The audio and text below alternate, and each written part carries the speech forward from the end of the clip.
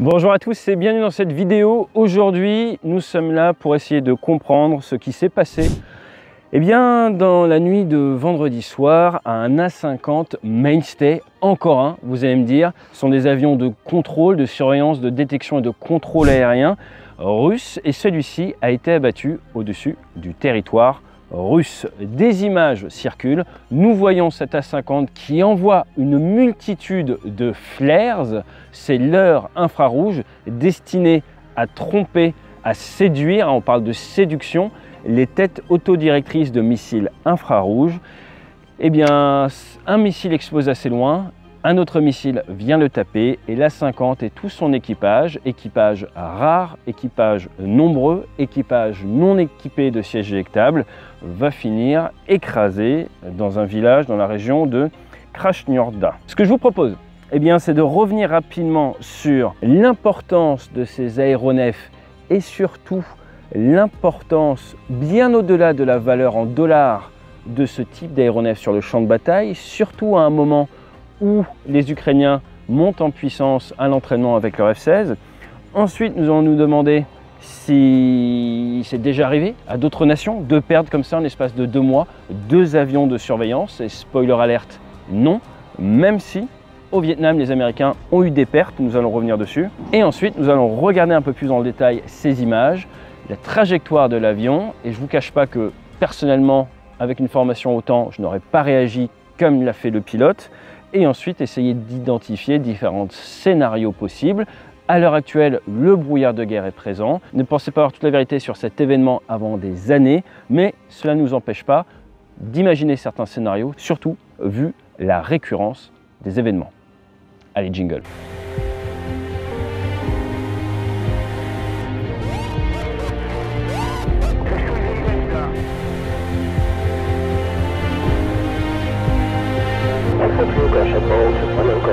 Roger ball.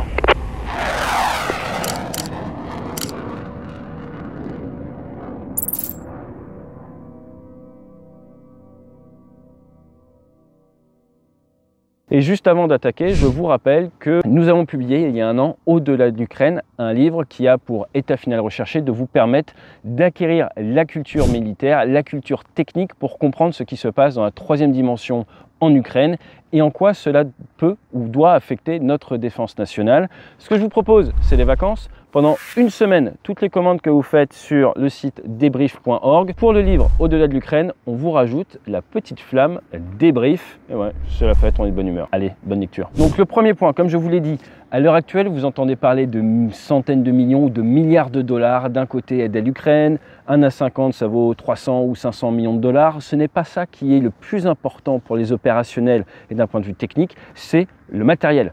Nous l'avons vu ces derniers jours dans certaines villes en Ukraine. Si vous n'avez plus d'artillerie, on peut vous injecter 30 milliards de dollars dans l'économie ou vous faire des promesses d'argent, ça ne vous aide pas sur le champ de bataille.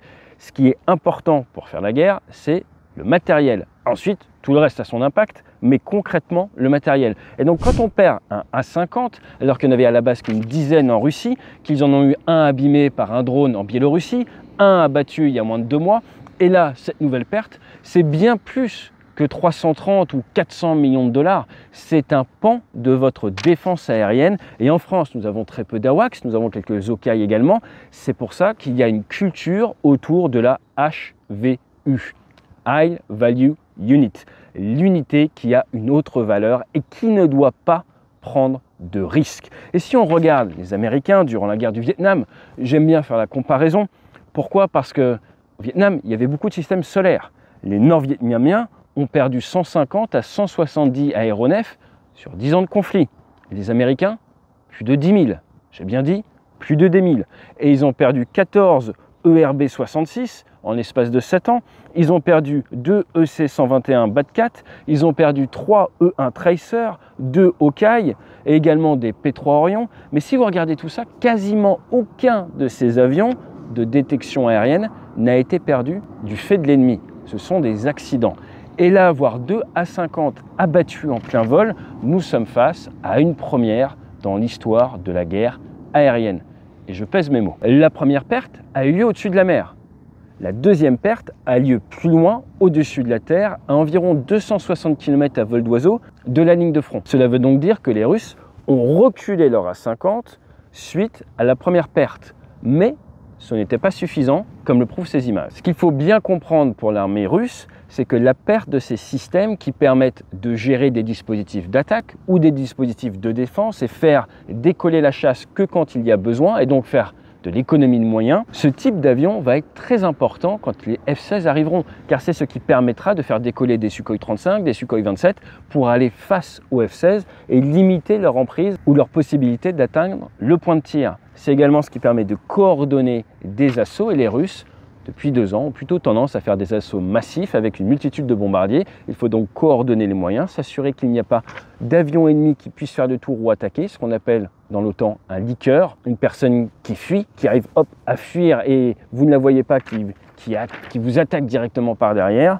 Et 100 à 50, c'est chose complexe. De plus, quand vous voulez maintenir une permanence, c'est très cher en moyens et il faut que la disponibilité suive. Disponibilité, mais également RH. Et là, encore une fois, c'est plusieurs dizaines de personnels très qualifiés, à l'expérience rare, qui sont perdus. Tout cela nous montre bien l'importance d'avoir une armée conventionnelle, bien équipée, bien profonde, même pour un pays doté.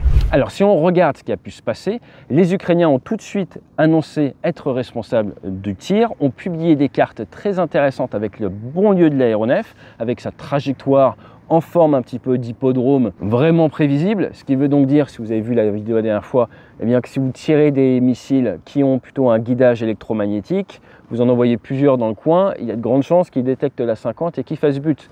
Ce n'est pas tout de rester efficace, il faut également par moment bouger votre position. Et dans cette trajectoire envoyée par les Ukrainiens, on voit qu'à un moment, la 50 fait cap au sud-est, fait ce que l'on appelle dans l'OTAN, encore une fois, désolé, c'est en anglais, un delouse. Il tente de s'enfuir, il met la menace à 6 heures et part vers le sud-est. Au niveau de ces images, nous l'avons dit, leurre infrarouge, maintenant ce n'est pas parce qu'ils envoient des leurres infrarouges qu'ils ont détecté une menace infrarouge. Ça peut être un programme automatique ou réactif qui panache du leurre infrarouge pour un détecteur infrarouge, mais également du leurre électromagnétique appelé paillette pour du guidage électromagnétique. Il y a en fait 3 grands types de guidage. Le guidage sur source de chaleur, vous envoyez des flares pour faire face. Il y a le guidage sur signature équivalente radar, vous envoyez des paillettes. Et il y a des guidages passifs qui vont remonter votre radar. Et là, vaut mieux éteindre le radar. Dans tous les cas, ce qui m'interpelle sur ces images, c'est que vous avez un A-50 qui clairement se sent menacé, qui envoie énormément de leurres, et les leurres n'étant pas illimités, c'est vraiment qu'ils sont une menace pour faire ça, mais, et là je dis un mais, qui maintient apparemment son altitude, sa hauteur. N'importe quel pilote avec un minimum de connaissances, et c'est disponible en source ouverte, c'est pour ça que je vous en parle, c'est que plus vous descendez en altitude, en hauteur, moins la portée du missile adverse est forte. Donc si vous restez à haute altitude, les missiles vont plus facilement vous toucher. Si vous descendez à basse altitude, à ce moment-là, eh bien, il y a plus de résistance à l'avancement pour le missile adverse. Et en plus, s'il arrive avec une trajectoire balistique par la très haute altitude, quand il arrive, il voit beaucoup plus de retour au niveau du sol, de clutter de sol comme on dit. Excusez-moi pour les anglicismes, hein, c'est le bon terme. Et va avoir plus de mal à détecter votre A-50. Donc vous n'avez aucun avantage à rester en moyenne altitude. Or, le pilote russe le fait. Souci d'entraînement, non prise en compte vraiment de la menace, programme automatique, nous ne savons pas et je ne sais pas si nous le saurons un jour. Maintenant, qu'est-ce qui a pu toucher cet A-50 à cette distance-là? Alors, ça parle sur la toile de S-200. Le S-200 est un missile réfléchi dans les années 50, sorti en 66, qui était présent avec 2030 lanceurs en Union soviétique. Il y en avait d'ailleurs 24 au début de la guerre en Ukraine, qui a des versions qui portent à plus de 300 km. Le 4 octobre 2001, il a abattu un S-2, donc le thermotan c'est S5 Gammon, a abattu un aéronef, un Tupolev 154 avec 78 personnes à bord de Siberia Airlines qui décollait de Tel Aviv et qui allait en Russie au niveau 350. C'était une erreur d'entraînement. Le missile devait taper une cible. La cible avait été touchée par un S-300 qui va plus vite. Et le missile, le S-200, avait continué sur des centaines de kilomètres et avait finalement accroché et abattu ce Tupolev 154. Ça veut donc nous dire que le S-200 peut avoir une très bonne portée. Certains parlent de S-300, d'autres de Patriot. Entre les sources ouvertes et la réalité, après 2 ans de combat, vous vous doutez bien, surtout avec la capacité de bricolage d'un côté comme de l'autre, qu'il y a eu des modifications. Et c'est ça toute la difficulté de la guerre aérienne, c'est que l'on réagit à certaines distances. Et nous sommes dépendants de la qualité du renseignement pour savoir à quelle distance réagir. Si on me dit, le missile russe de tel type, il faut partir à 60 km, je vous dis des chiffres au pif, eh bien je vais partir à 60 ou 61 ou 62. Si on me dit, il faut partir à 50, mais qu'en fait c'est à 60 qu'il fallait partir, eh bien, rapidement, dans mon unité, on va perdre des troupes. On va débriefer et on va améliorer le coup d'après. Là, on voit les A50 se sont reculés. Il semblerait que ce n'était pas suffisant. Autre possibilité, c'est un tir fratricide. Les Russes qui ont abattu leur propre aéronef. C'est ce qu'annoncent les Russes à chaque fois. Et là où ils m'impressionnent, c'est qu'avant même que l'avion ait fini de brûler, on a une version officielle russe qui nous dit que c'était un tir fratricide. Les gars sont ultra péchus, comme on dit, en capacité de débrief et de retour d'information. Moi, personnellement, j'ai beau avoir une structure qui s'appelle débrief, je serais fan de savoir leur process de remontée de l'information, car c'est exceptionnellement rapide. Blague à part, ce que je veux mettre en avant, c'est le temps de la réalité d'une enquête et le temps de la communication qui ne vont pas bien ensemble dans cette guerre en Ukraine, vous l'aurez bien compris. Le troisième point, eh bien, c'est un leaker, un avion qui réussit à passer et à engager le A50. Fait intéressant, nous voyons qu'il y a clairement deux missiles. Un premier missile qui explose à quelques centaines de mètres, un deuxième qui fait but avec une charge militaire assez forte.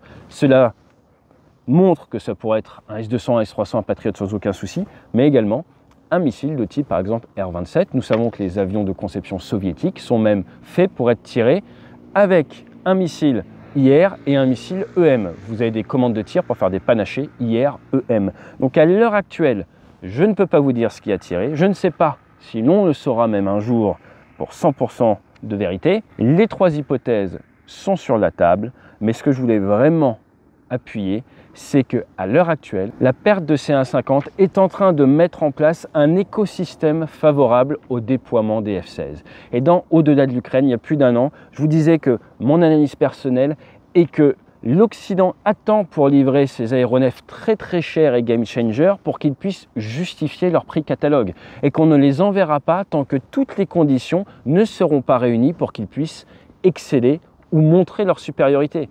S'il n'y a plus d'A50, s'il y a beaucoup moins de systèmes solaires, si la chasse adverse est fatiguée et que la RH adverse n'a pas pu combler les pertes dues au combat, un petit peu comme les Japonais dans le Pacifique pendant la Seconde Guerre mondiale, oui, l'impact de l'arrivée de F-16 avec un personnel formé au plus haut niveau de standard sera majeur. Si ces aéronefs avaient été envoyés trop tôt, leur impact n'aurait pas été le même. Et dans la guerre, surtout dans la guerre aérienne, vous n'êtes pas là pour faire un combat de chevalier, vous êtes là pour choisir les conditions d'envoi de vos aéronefs, mettre toutes les chances de votre côté, car contrairement à la guerre des tranchées, vous pouvez plus facilement choisir quand et où vous battre. Et c'est votre responsabilité aux commandes de ces bijoux de technologie de mettre toutes les chances de votre côté. Et à partir de ce moment-là, la posture offensive ou de guérilla est beaucoup plus facile pour impacter l'adversaire que la posture défensive. Je vous dis à très bientôt sur la chaîne. On a pas mal de vidéos en tournage qui vont arriver. Fly safe, n'hésitez pas à vous abonner et peut-être à très vite en conférence ou à me débriefer ce que vous avez pensé de au-delà du cockpit ou de l'Ukraine. Fly safe.